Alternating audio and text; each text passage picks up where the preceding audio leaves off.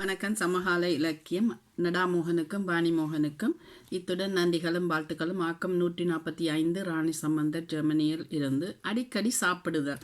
அலுவலகங்களின் வேலை செய்பவரும் சரி, வீட்டில் சும்மா இருப்பவரும் சரி, பசியாத போதும் தமக்கு பசிக்குது என்று சொல்லி வயிறு கிண்டுது என்றும் சொல்லி அடிக்கடி சாப்பிடுவது வழக்கமாக போய்விட்டது. மருத்துவர் சொல்லியும் கேட்க மாட்டார்களே. பசிக்காத போது நீங்கள் சாப்பிடாதீர்கள் என்று சொன்னாலும் பசிக்கிறது என்று பொய்யான உணர்வை மெய் உடம்பில் ஏற்படுத்தி வயிறு முட்டை உண்டு உடம்பு பெருத்து விடுவார்கள். அதுவும் எந்தவித உடற்பயிற்சியும் கூட செய்ய மாட்டார்கள். இப்போது நான் வெளியில் கடைக்கு போய் வந்தேன் என்று அதுதான் எனது உடற்பயிற்சி எனவும் சொல்லிவிடுகின்றோம். காலை உணவை நன்கு சாப்பிட்டு, மதிய உணவை அளவுடன் சாப்பிட்டு, இரவு உணவை பாதியளவு சாப்பிட்டாலே பாதி நோய் தீர்ந்து விடுமாம்.